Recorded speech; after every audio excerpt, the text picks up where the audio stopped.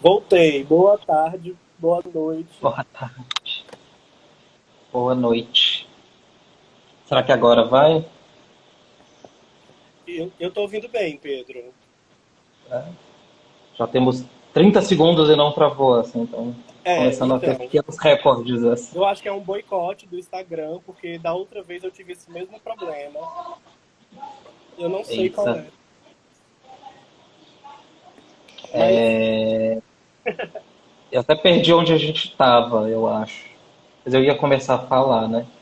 sim. Para quem está entrando agora eu mudei de lugar também na casa, agora tem uma planta mais bonita. Mas para quem está entrando Eu mudei de agora, lugar também. a gente está fazendo uma live de uma iniciativa do PPGLL e da UFAL sobre o mês da língua portuguesa. Eu sou o Pedro Calil, esse é o professor Cal. A Ana pediu para a gente esperar um pouco.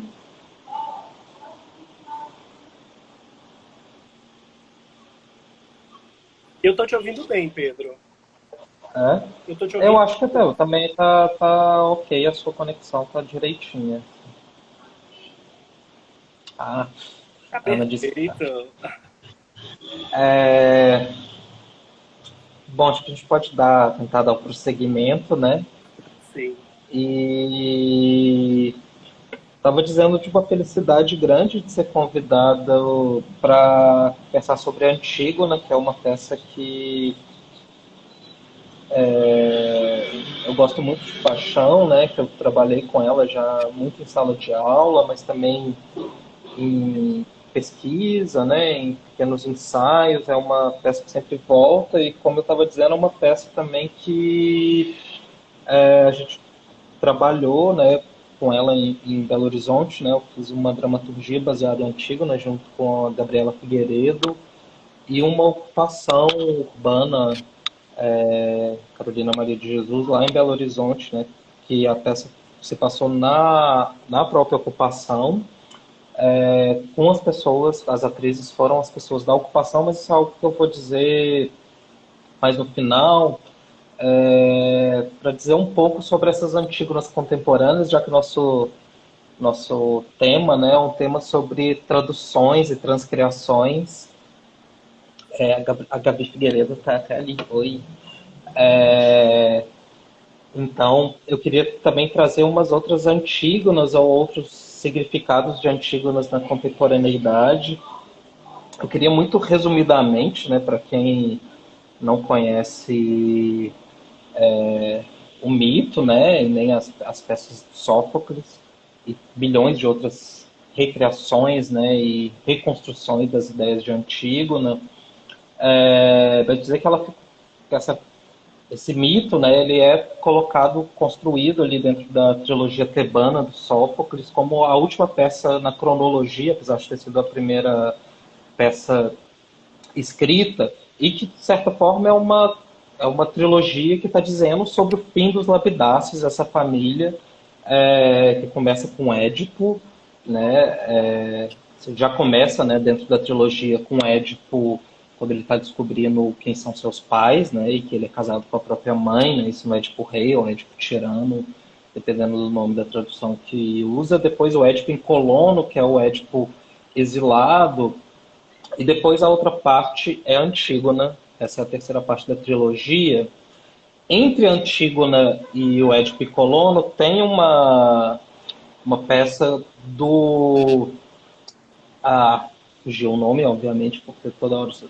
Do Ésquilo, que é o Sete contra Tebas, que vai narrar o que acontece entre essas duas peças, para entender. Mas o que acontece entre essas duas peças é que dois irmãos de Antígona, Polínice e Eteócles, eles vão se guerrear contra Tebas. Um dos irmãos vai tentar invadir Tebas, para reconquistar Tebas, e o outro vai defender Tebas. No momento dessa guerra, os dois se matam ao mesmo tempo. Os dois dão uma espadada, os dois fincam a espada ao mesmo tempo, e os dois morrem. O que acontece em Antígona, né, o que seria o que está ali para acontecer em Antígona, que um dos irmãos vai ser enterrado com honras, todas as honras militares que uma cidade pode oferecer, e o outro vai ser descartado para fora da cidade, para os urubus comerem ele, porque é isso que acontecia com os traidores da cidade. E Antígona vai dizer, não, isso não vai acontecer, ele é meu irmão, e eu tenho que enterrá-lo também, esse irmão que tentou invadir Tebas. Então, o drama de Antígona vai gerar, de certa forma, né, entre o embate do Creonte, que é tio de Antígona, que quer determinar essa lei da cidade, os traidores da cidade não podem ser enterrados dentro da cidade, e Antígona, que quer respeitar, entre aspas, né, ou entre algumas interpretações que existem, uma lei da família da obrigação dela de enterrar o irmão. Né? Só que o Creonte está ocupando o tempo todo esse lugar do poder, e no desenrolar da peça ele vai condenar Antígona a viver dentro de uma caverna, e Antígona dentro de uma caverna acaba se matando, e daí o filho de Creonte, que era namorado de Antígona, se mata também, e daí a esposa do Creonte, todas essas coisas, né? E esse excesso, né, essa armátia grega vai estar ali muito bem colocada como esse lugar de defesa das leis do que Creonte não quer escutar nenhuma outra possibilidade. Né? Eu acho muito interessante pensar, talvez, também nessa história da Antígona, desde da peça de Sófocles, né?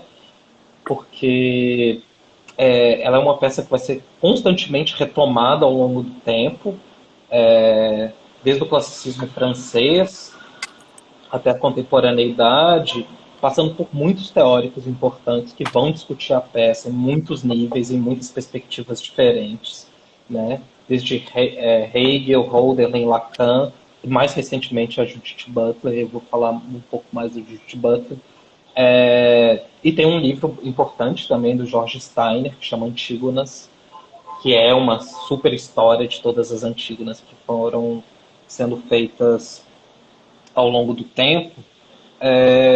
Mas eu estou querendo talvez focar aqui um pouco inicialmente, né, não só para dizer da Antígona, em duas obras, né, uma delas é essa, Incêndios, e a outra é uma obra que chama Nox, que é da poeta canadense Anne Carson, que é uma obra magnífica, e eu infelizmente não estou com o meu livro aqui, então eu não consigo mostrar ela, porque ela tem uma coisa importante, porque ela é uma caixa. Vocês estão me ouvindo ou travou? Eu tô te ouvindo bem, Pedro. Ah, tá. Mas a Que minha ela é uma caixa. mesmo. Ah, tá. É porque essa obra da Anne Carson é uma caixa que é a reprodução do caderno que ela escreve quando o irmão dela morre. Eu até fiz um textinho aqui, então eu vou tentar talvez ler para eu não me perder muito. Que vou tentar relacionar essas três obras para depois falar da Antígona contemporânea.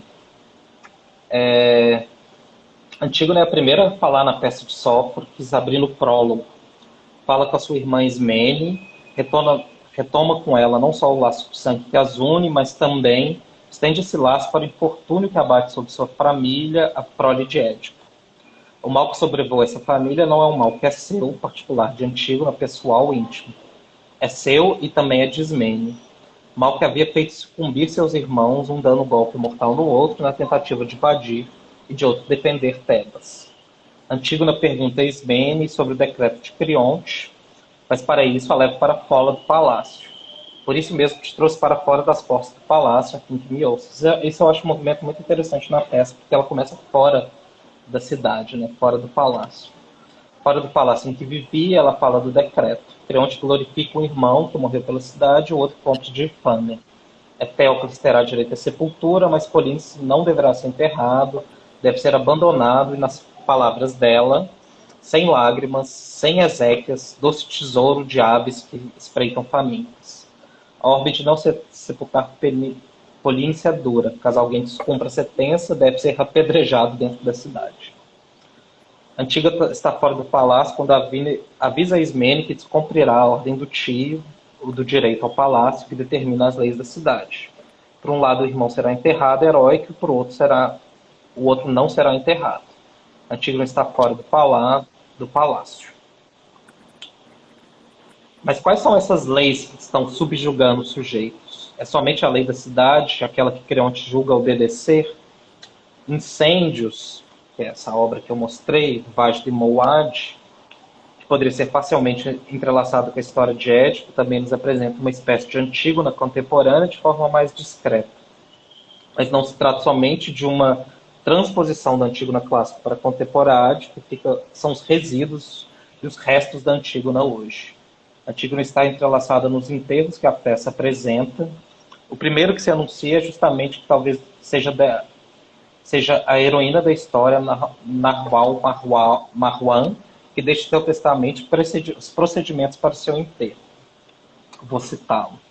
Ao tabelião Hermínio Lebel, tabelião e amigo, trago os gêmeos, me enterrem nua, me enterre sem caixão, sem roupa, sem reza, e o rosto virado para o chão, me coloquem no fundo de um buraco, com a cara contra o mundo, como um adeus, vocês lançarão sobre mim, cada um balde de água fresca, depois me jogarão à terra e selarão minha tumba. Pedra epitáfio ao tabelião Hermínio Lebel, tabelião e amigo, nenhuma pedra será pousada sobre minha tumba, e meu nome será gravado em lugar nenhum. Nada de epitáfio para aqueles que não cumprem suas promessas, e uma promessa não foi cumprida. Nada de epitáfio para aqueles que mantêm o silêncio, e o silêncio foi mantido. Nada de pedra, nada de nome sobre a pedra. Nada de epitáfio para o nome ausente sobre uma pedra ausente. Nada de nome. A Gione e Simon e Giane, que são os filhos dela. A infâmia é uma faca plantada no pescoço, não é fácil de tirar. Uma outra indicação para enterro também aparece da avó de Narval, Nazira, em tempo posterior no enredo da peça, mas escrita anterior na cronologia dos acontecimentos. Ela fala para Naual: vão me enterrar daqui a 2 dias, vão me colocar na terra, com a cara virada para o céu, sobre o meu corpo eles vão me lançar, cada um balde d'água, mas eles não vão marcar nada sobre a pedra, pois nenhum deles sabe escrever. Você, Naual, quando você souber, volta e grava meu nome sobre a pedra, Nazira. Grave meu nome, pois eu cumpri as minhas promessas. E vai prosseguir a avó dela. Nós todas, nossa família, as mulheres da nossa família, estamos presas numa teia de raiva há tanto tempo. Eu estava com raiva da tua mãe, e tua mãe está com raiva de mim, e também de você. Você está com raiva da sua mãe. Você também vai deixar para tua filha a raiva como herança. É preciso quebrar o fio. Então aprende a ler, a escrever, a contar, a falar, aprende a pensar. Naual aprende. Eu vou dar spoiler, né? Depois de toda a trama da peça e sua resolução, Naual vai deixar as instruções para os filhos, depois que eles descobrem o segredo. Ela vai dizer: Giane e Simon, onde começa a história de vocês? No nascimento de vocês? Então ela começa no horror. No nascimento do pai de vocês? Então é uma grande história de amor. Mas voltando ainda mais longe, talvez se descubra que essa história de amor tem sua origem no sangue, no estupro e, por sua vez, o sanguinário estuprador tem sua origem no amor. Então, quando perguntarem histórias de vocês, digam que a história de vocês, sua origem, volta até o dia em que uma moça voltou para sua terra natal para gravar o nome de sua avó Nazira sobre seu túmulo. Ali começa a história.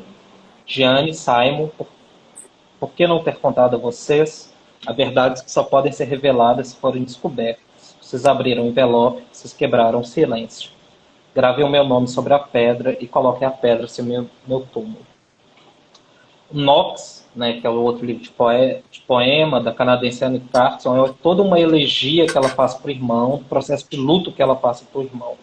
Esse irmão dela desapareceu, fugiu para a Europa, a gente não sabe o motivo que ele fugiu, e ele vai dando pouquíssimas notícias ao longo da vida. Às vezes um telefonema, às vezes chegava uma carta, e ela vai registrando disso. Ou seja, todo o trabalho desse livro da Anne Carson é um trabalho da memória, um trabalho para tentar restituir a memória de alguém que não construiu memória, né? A Carson é interessante lembrar porque ela é uma tradutora de Antígona, né? Ela traduziu para o inglês Antígona, e ela vai em busca de também tentar enterrar seu irmão, mas não no sentido empírico da palavra, mas de conseguir construir esse processo de luto também para ela, né? E aí ela vai talvez ali dentro da articulação poética que ela vai fazendo do livro, né, ela vai conseguir entrelaçar a memória e a história, né? E esse entrelaçamento da minha memória e a história é a possibilidade para que a gente possa sobreviver ao relato. Tem uma parte que é muito interessante, isso eu acho que é uma ponte que a gente tem que a gente consegue estabelecer com o Cal, é que boa parte do livro dela, ela está tentando traduzir um poema do Cátulo, né, que é um poema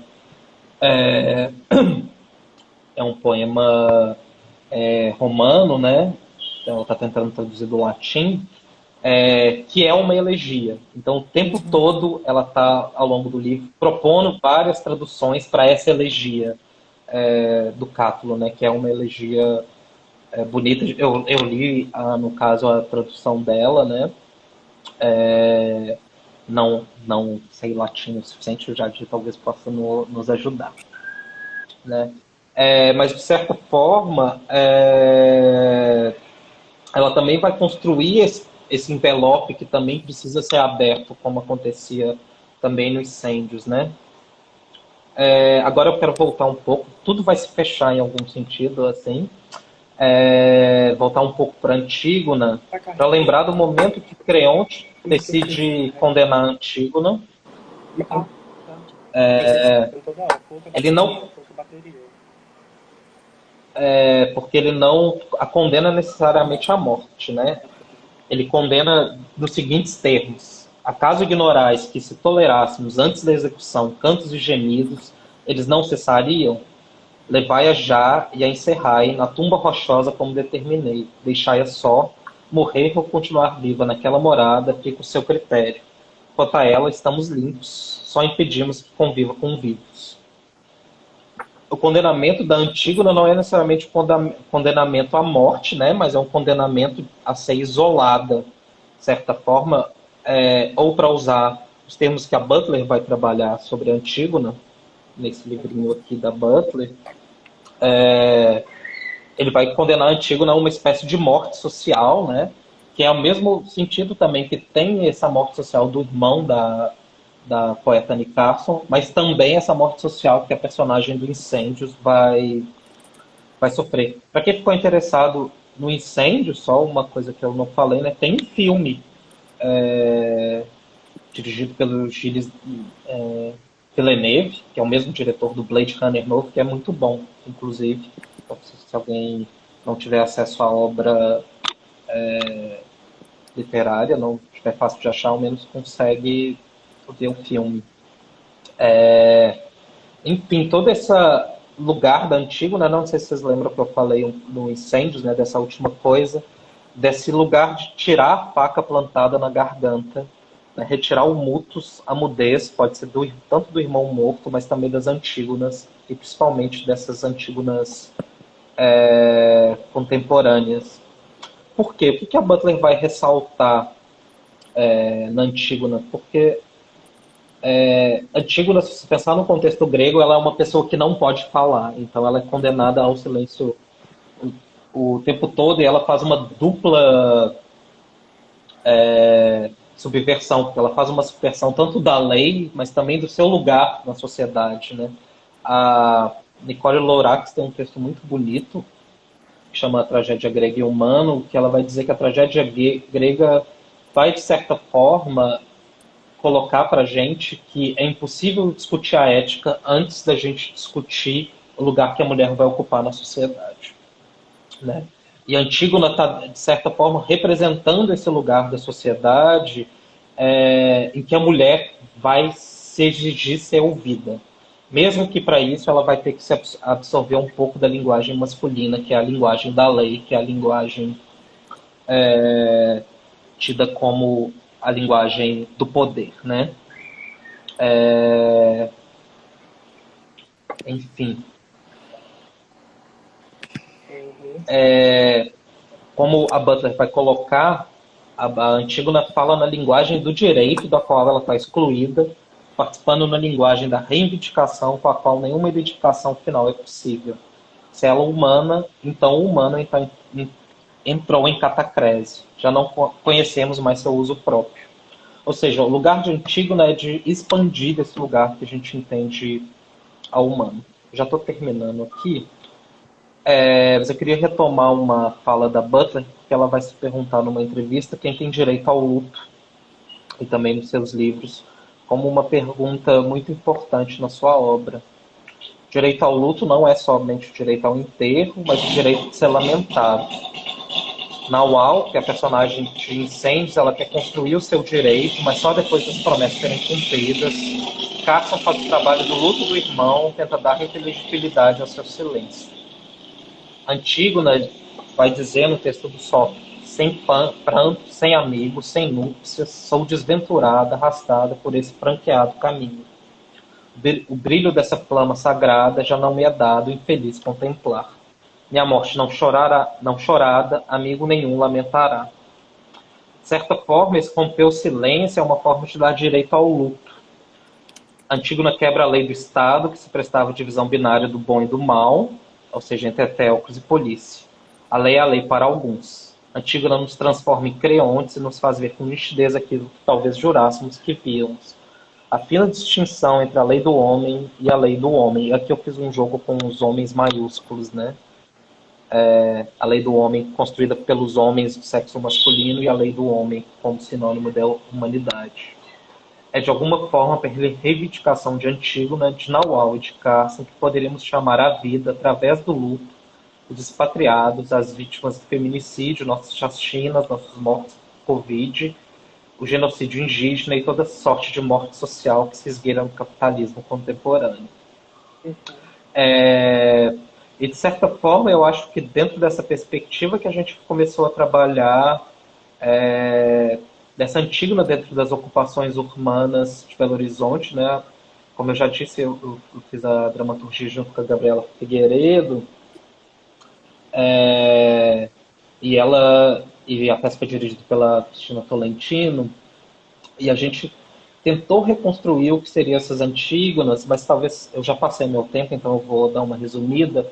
Mas eu acho que tem um movimento que a gente buscou lá dentro que eu acho que foi importante. A peça vai se passando em vários lugares da própria ocupação, e quando a Antígona é condenada para ir à caverna, a gente faz um movimento que é levar todas as mulheres para a caverna, e, por outro lado, todos os homens vão ouvir um discurso chatíssimo do Creonte. E dentro dessa caverna, as Antígonas, de repente, dizem: a gente não vai aceitar ficar aqui, a gente não vai se matar. Dessa vez a gente vai sair. Né? Então, a gente tentou construir esse movimento da não aceitação, né? Porque eu acho que dentro das lutas de ocupação urbana, a gente se esbarra muito dentro desses conceitos de lei, dentro dos conceitos de lei de propriedade privada, dentro de vários conceitos dessas pessoas que são excluídas de um direito básico, que é a moradia, e que, de certa forma, a gente vai reencenar ali esse lugar da luta, mas não da aceitação, de certa forma, da morte, né, mas da luta constante para a vida, independente do que aconteça. Eu tô vendo a Ana falar ali do Creonte Boring. Tem uma coisa que a Leda Martins fala que eu acho sempre muito interessante, né? Porque a gente tem uma construção do Antígona, principalmente do século XX, que vem muito do Brecht, como Antígona, como essa mulher guerreira que está desafiando a lei do Estado, né? Isso é muito particular da montagem do Brecht e de outras que vão ter ao longo do século XX, né? Tem uma montagem peruana linda esqueci o nome do grupo, mas se alguém quiser depois eu olho e falo. Mas eu sempre acho interessante porque a Leda sempre fala: e as razões de Creonte, que ninguém escuta, né? Sim. Então, às vezes eu também acho interessante pensar um pouco nessas razões de Creonte, né? Porque ele também está ali como representante do Estado, assim. Ele é boring, etc. E, obviamente, eu não tenho dúvidas de quem está todo lado, mas que ele também não é um ser completamente esvaziado de razão. É isso, eu queria falar, fala Cal. Desculpa, que eu acho que eu falei demais. Obrigado por todo mundo que me ouviu. A gente vai ter um tempo depois que o Cal falar para a gente conversar um pouquinho. Ai, Então, eu obrigado, vou. Pedro. Eu não sei como que tá para vocês, para quem tá na live, mas eu me vejo parado, assim, eu tô numa pose horrorosa, mas pelo menos é uma pose que está prestando atenção. Você me vê, Pedro, normalmente? Não, eu tô te vendo parado, não, não tá uma pose horrorosa, não. Tá uma pose ok. Tá uma pose ok, Mas né? eu te escuto super bem, assim. Eu acho que as pessoas também estão me ouvindo, mas não estão me vendo nessa fotografia, né? Eu não sei. Uhum. A gente não consegue me ver. Isso. Ó, a gente não consegue. Você está opaco. Tá. Pois é, estão me ouvindo e não estão me vendo. Que estranho, né? Uhum. É a plataforma do Instagram, eu acredito. Pedro, eu vou pedir para você fazer uma coisa. Você pode cancelar meu convite e me convidar novamente? Sim, Pronto. claro. Só um segundo. Tá bom.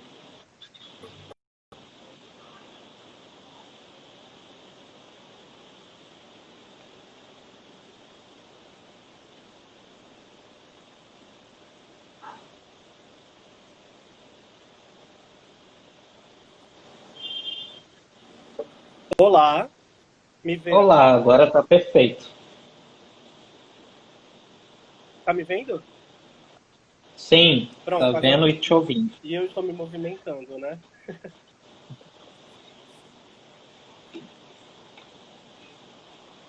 Eu Agora a acho que gente vai ouvir sobre a. é um Desculpa, boicote do pode falar. Instagram. É a única plataforma que eu não consigo funcionar. Então, deixa eu só confirmar se você está me ouvindo, se as pessoas estão me vendo, porque aí eu posso falar. Perfeito, né?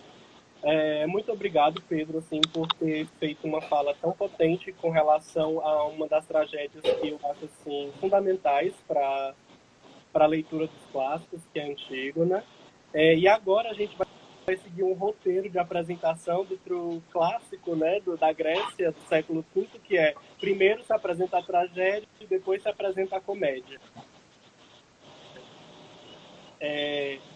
Saindo do tema de Antígona, mas continuando com o tema da tragédia, eu vou falar se pautar a análise de Aristófanes. Né? Aristófanes é o maior representante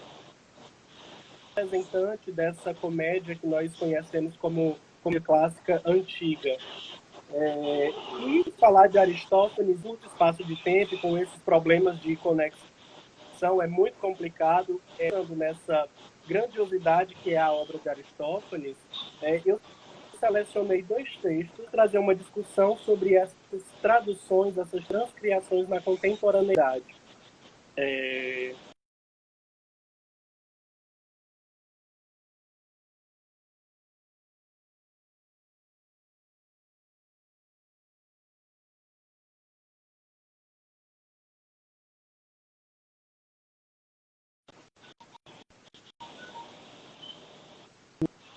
Apresentar que Aristófanes escreveu outros trabalhos, nós temos essas 11 comédias, das quais os dois textos, para a gente discutir um pouco hoje, é o texto Acarnenses, a sua primeira tragédia, que foi representada em 425, e o texto Tesmoforiantes, texto que foi representado em 411. A discussão. Primeiramente, porque as duas comédias que nós temos a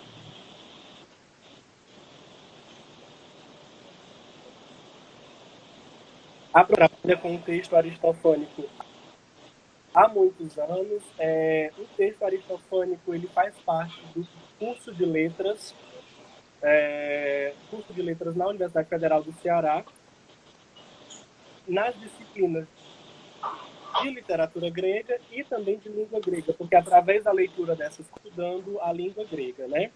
Eu trago essas duas traduções porque quando a gente pensa em tradução, tá travando, tá ok, travou de novo. travando um pouco. Sua imagem travou de novo, mas sua fala tá vindo. Eu estou vendo. Eu vou pedir para você fazer o mesmo procedimento. Pode fazer, Pedro? Ok, claro. Tá, obrigado.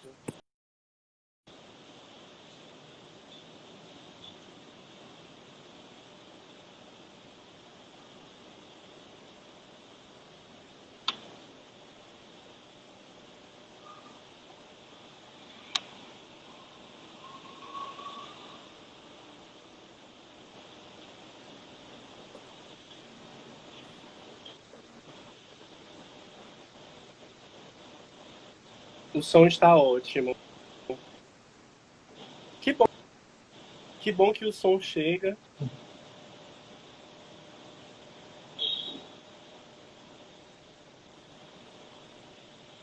Podemos continuar só com o som. Tudo bem, por mim não tem problema.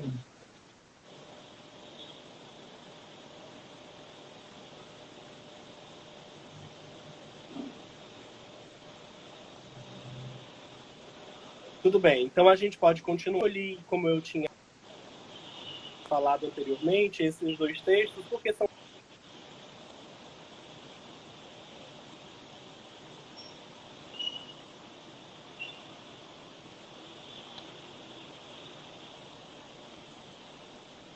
clássicos que vão trazer para autores da contemporaneidade o acesso a essas discussões.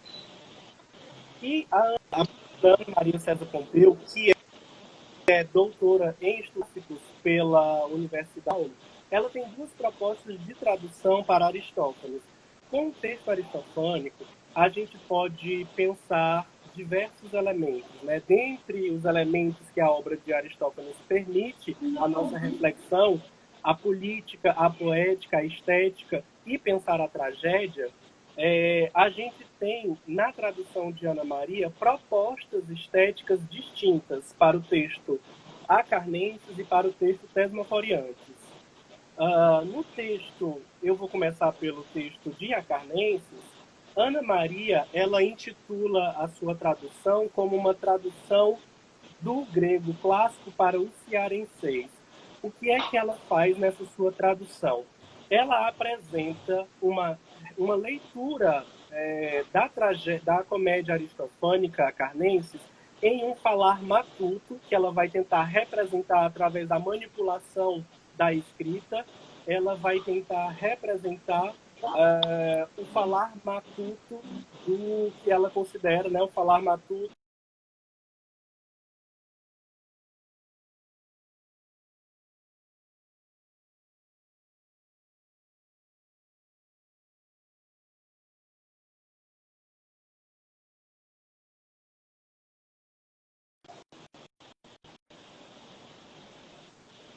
Continua me ouvindo, Pedro? Agora voltei a ouvir. Perfeito.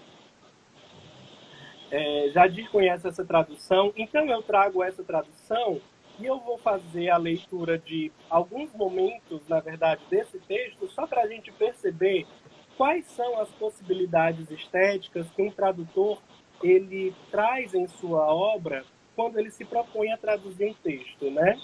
A primeira das questões é que, nessa peça de Acarnenses, a gente vai ter um debate político muito forte e o nome das personagens que atuam nessa cena, elas são personagens cujos nomes são significativos.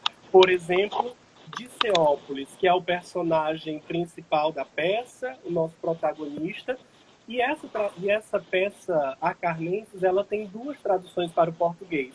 Uma da professora Maria de Fátima Silva e a tradução da professora Ana Maria César Pompeu. E as duas traduzem o mesmo texto, mas de formas distintas. Vamos observar como que a professora Maria de Fátima traduziu, por exemplo, Diceópolis.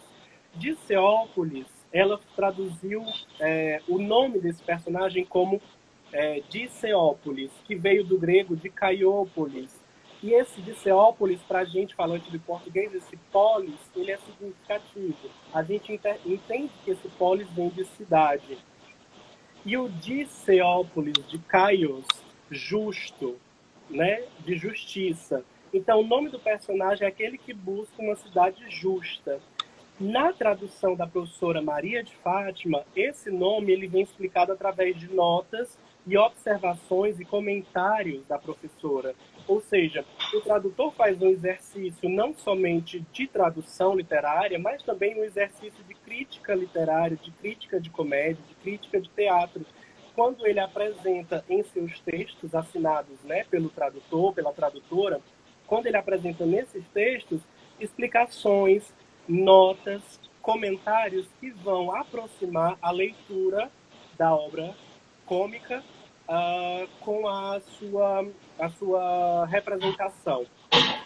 Já a Ana Maria César Pompeu, por exemplo, ela faz a tradução desse nome. No lugar de colocar Diceópolis, como a sugestão da professora Maria de Fátima Silva, ela opta por chamar ele de Justinópolis. Justinópolis, escolhendo essa justiça que vai configurar também a essência da personagem, né? Uma personagem que busca uma cidade justa.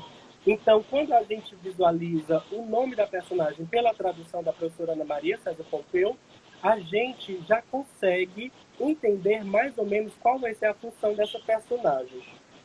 Além dessa tradução onomástica, né, dos nomes próprios, a professora Ana Maria César Pompeu, ela vai modificar essa linguagem para dar ao falante, ao personagem, um falar considerado matuto.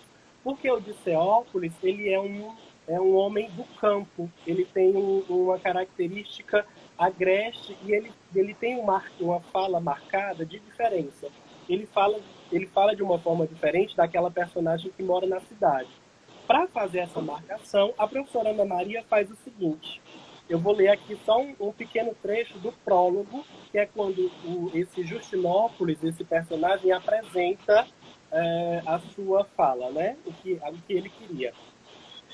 Ele vai dizer assim, na tradução de Ana Maria: tanta dor tem despedaçado meu coração. A alegria é pouca, bem pouquinha, conto no dedo. Mas sofrimento é grão centas, ruma de areia. Deixa eu ver qual foi uma alegria de deleite. Já sei, foi no dia que eu fiquei vendo e lavei a alma, com aquele 5 talentos que Cleão botou para fora. Vixe, como eu brilhei, e eu sou doido pelos cavaleiros, por causa desse feito do tamanho da essa forma de apresentar o texto cômico faz com que nós tenhamos um diálogo diretamente com a nossa realidade contemporânea, de um falar que nós entendemos matuto, através da manipulação que a professora Ana Maria César Pompeu faz do texto, né, em língua portuguesa.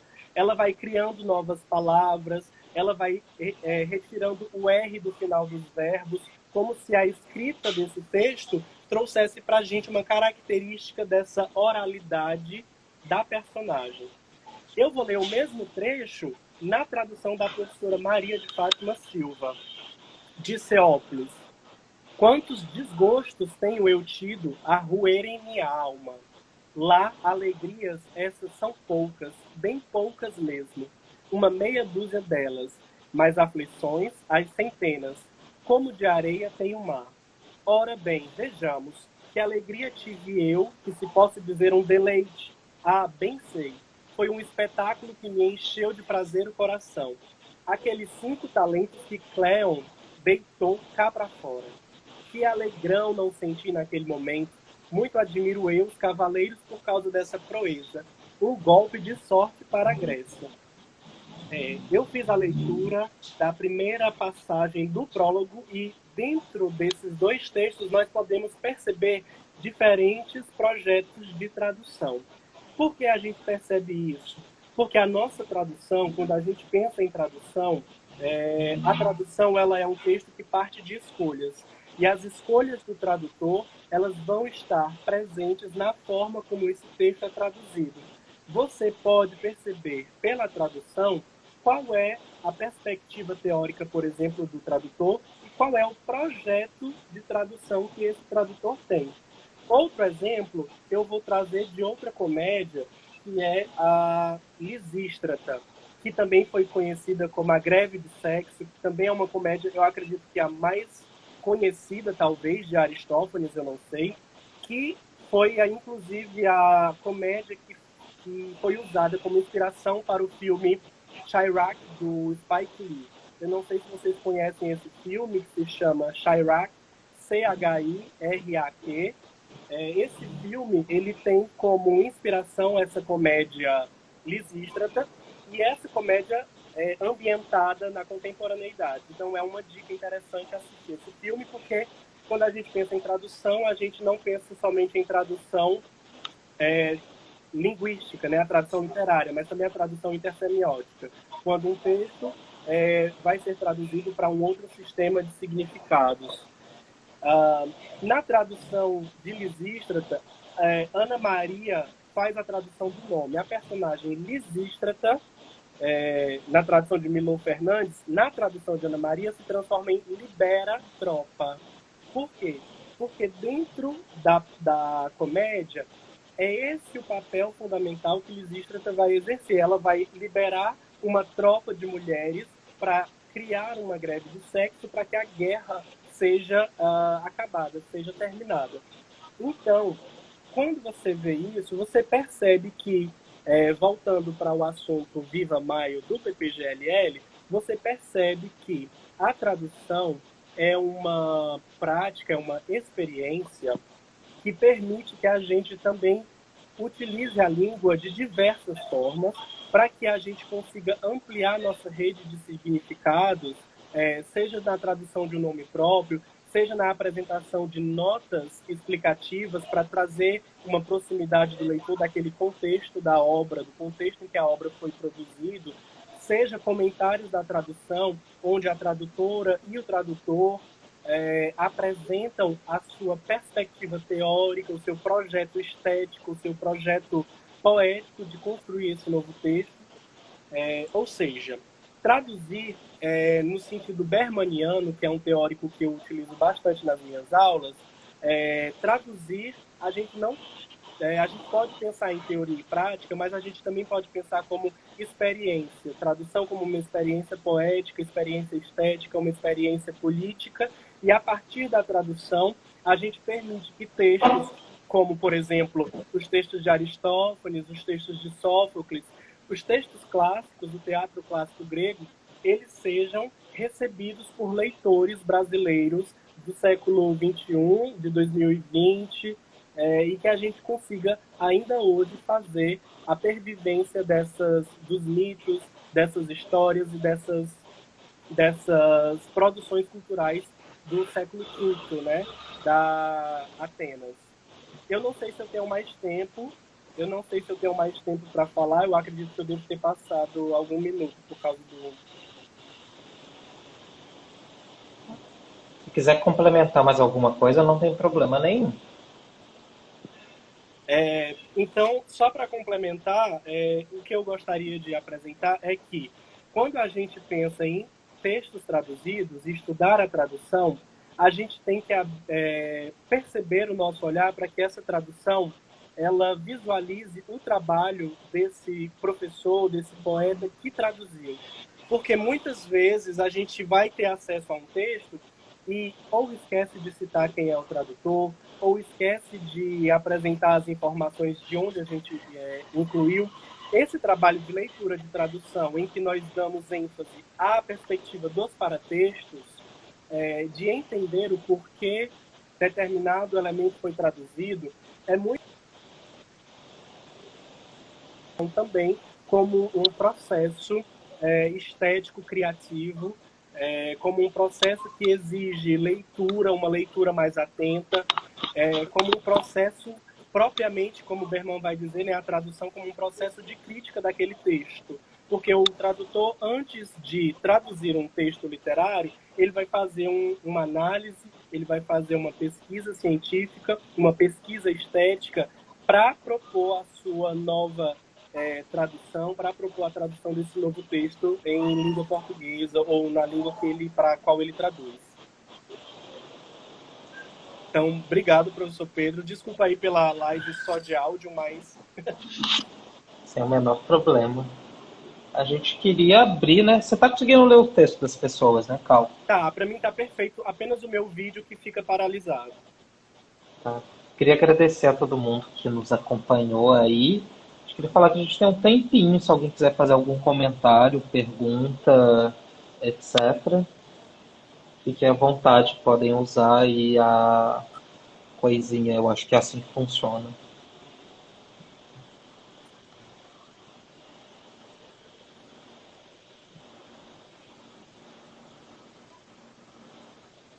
Nada.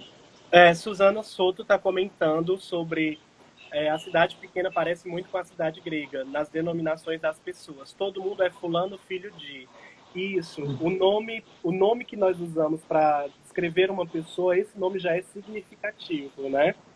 Verdade, Suzana. No interior é uma prática comum. Eu sou de Uruburetama e sou caulius, né? E a explicação é que minha mãe assistiu TV, achou esse nome bonito e botou em mim.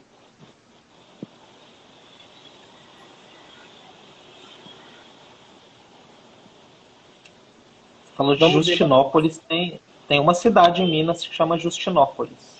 Justinópolis, isso. Eu nunca tinha pensado nos termos que você colocou, né? Tem uma Tem, pergunta para você, Cal. tem. É, essa pesquisa que o tradutor faz antes da tradução é uma pesquisa também antropológica? Sim. Tanto é que a tradução de Ana Maria, quando ela publica o texto de Aristófanes, ela vai publicar em uma obra que não é apenas o texto traduzido, mas uma obra com um estudo, e esse estudo ela vai chamar de abordagem antropológica do cômico na tradução de Acarnenses de Aristófanes para o cearenseis. Ela vai inclusive chamar essa língua que ela cria dentro dessa peça de cearenseis, né?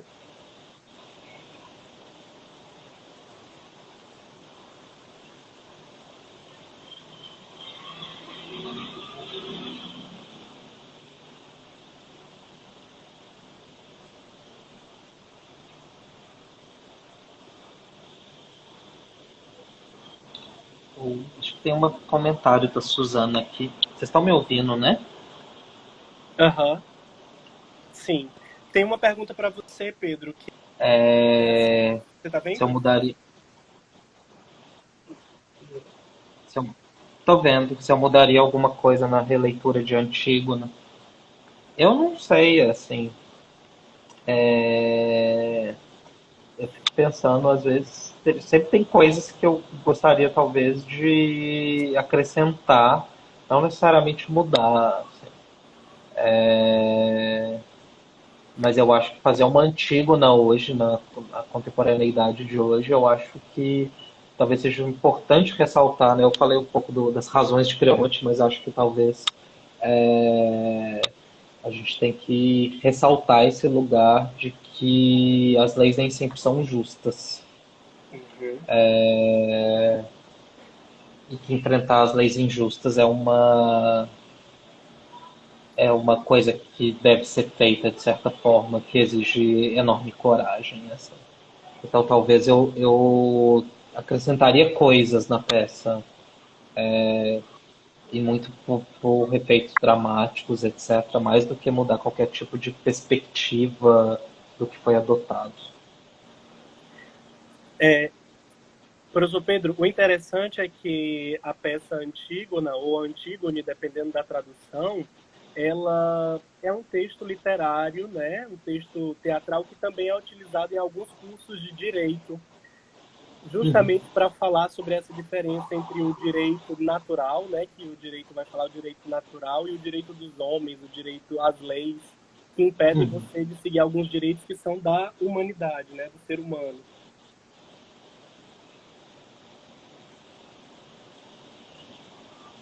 Eu acho que essa leitura da Antígona é uma leitura talvez a mais famosa, né? Assim, da contraposição entre o que seria a lei do Estado, né?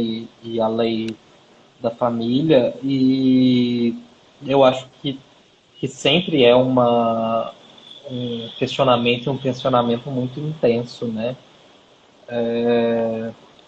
Desde as perspectivas hegelianas, que vai trazer para isso, né? Mas dentro da, inclusive da perspectiva ética que o Lacan vai colocar, assim, como é possível pensar essas estabilizações, assim. É, A Ana tinha perguntado se eu sempre sinto catarse com o Antígona. Eu vou dizer uma coisa que talvez é horrível. A que nunca me. Sempre me dá catarse todas as vezes é tipo Tirano, assim. O Roderlein diz um pouco disso, né? Porque a catarse de Antígona é no início, ela não é no final. Ela começa. Ele faz inclusive gráficos, né? Tipo assim, começa desse jeito, Édipo vai crescendo, né? E Antígona vai descendo, assim. Aí eu acho que a experiência da Antígona, né, nesse sentido bem aristotélico do que seria a catarse, né? Não é à toa que é Édipo, que é o exemplo que ele vai pegar dessa coincidência da revelação com a reviravolta, assim, da revelação com o reconhecimento, que a Antígona não tem tanto, né? Na sua protagonista, né? Tem talvez no Creonte, assim. E daí é meio foda hoje em dia, eu acho, se identificar com o Creonte, apesar dele ter suas razões. A Ana tá fazendo uma pergunta para você sobre as rãs isso. do Aristófanes.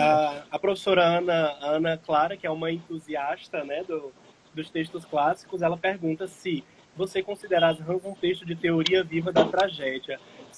Inclusive, professora Ana Clara, é importante você trazer esse texto porque o texto Rãs, ele é um texto que muitos estudiosos de tragédia utilizam para observar os tragediógrafos enquanto personagens cômicos. Aristófanes ele tem uma característica interessante que é a de que ele cria algumas palavras, né? Ele cria alguns verbos que só vão existir no texto de Aristófanes. Um desses termos que existem, que dizem respeito apenas a Aristófanes, é, falar de Eurípides como se fosse Aristófanes. Isso é um verbo, né? Um verbo, você falar de Eurípides como se fosse Aristófanes, porque Aristófanes ele vai zoar bastante com a tragédia, né? Ele vai trazer diversos personagens da tragédia e vai colocar nas suas performances cômicas. E nas Rãs a gente vai ter os dois tragediógrafos, né? Ésquilo e Eurípides batalhando para saber quem é o maior tragediógrafo da Grécia. Isso, a tragédia, elas vivem juntos. Sem a tragédia, a comédia não existe, né? Por mais que Aristófanes critique bastante esses tragediógrafos, e principalmente Eurípides, é, os dois, na morte dos dois tragediógrafos, ele faz uma peça, essas Rãs, né, que a professora Ana Clara fez na pergunta, na qual os dois tragediógrafos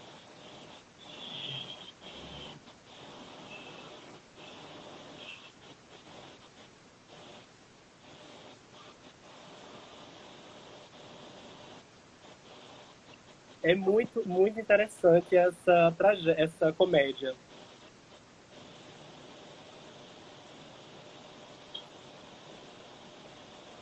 É verdade. Sim, sim, em modo presencial, todas as discussões possíveis depois, né? A gente vai fazer um congresso por dia na faculdade quando voltar.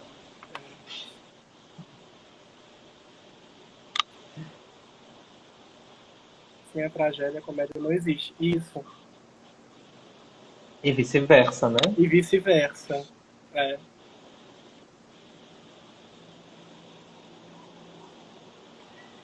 Mais alguma pergunta ou a gente pode encerrar? Está travando. Para mim, eu vejo você bem, Pedro. A Suzana que falou que você está travando. Voltou. Opa, É, acho que é isso então, né, Cal? Você quer é comentar mais isso. alguma coisa? Não, mais uma vez eu só queria agradecer, assim, pedir desculpas por esse problema técnico, mas pelo menos a live funcionou com a minha voz, achei ótimo. E também me senti muito honrado de dividir a primeira live com você, de falar um pouquinho sobre o teatro clássico, nas duas vertentes tragicômicas, né? E fazer essas conexões com o contemporâneo.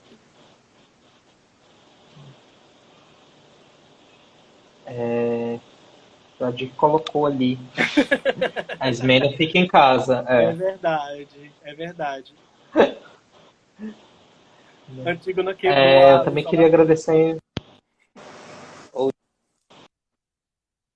Eu queria também agradecer imensamente pelo convite, dizer que é um prazer ter te pedido essa fim de tarde com Cal. Também queria pedir desculpa por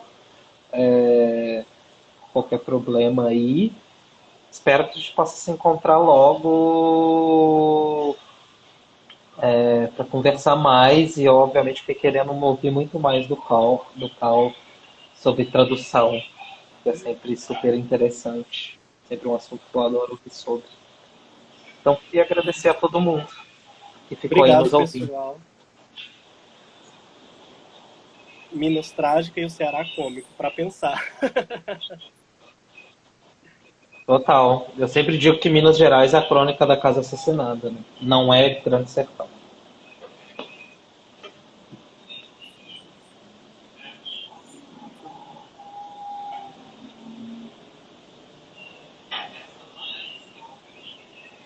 Então, é isso, né, gente? Muito obrigado e espero encontrar todo mundo em breve. Por favor. Saudade de todo mundo.